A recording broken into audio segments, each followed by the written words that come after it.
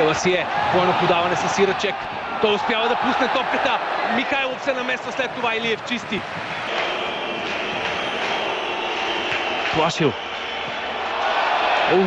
Сивок успява да докосне топката с глава. И разбира се, 193 см Пекхард са най-опасните футболисти в тези ситуации. Петър Ирачек засече на подаването от корнер. За топката е Георги Илиев.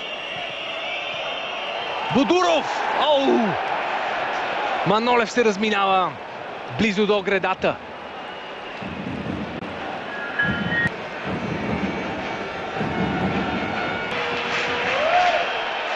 Подаване в наказателното поле. Михайлов не беше убедителен. Там има възможност за Сивок. Иван Иванов чисти. Браво, Иване!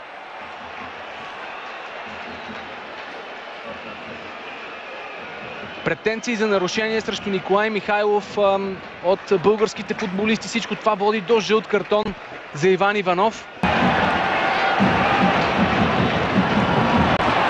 Да. Удар към вратата. Спасяване на Михайлов. Блестяща намеса на българския вратар.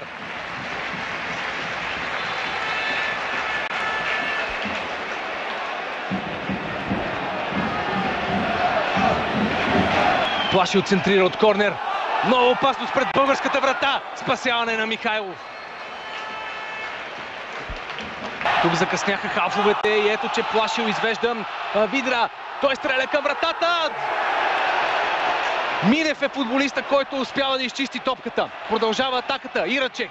Ново центриране. Този път Иван Иванов. И отново са оставени футболисти на Чехия около периферията на наказателното поле. Трудност са по-свежи в тези минути. Много сериозно разбъркване в наказателното поле. Иван Иванов успява да изчисти топката.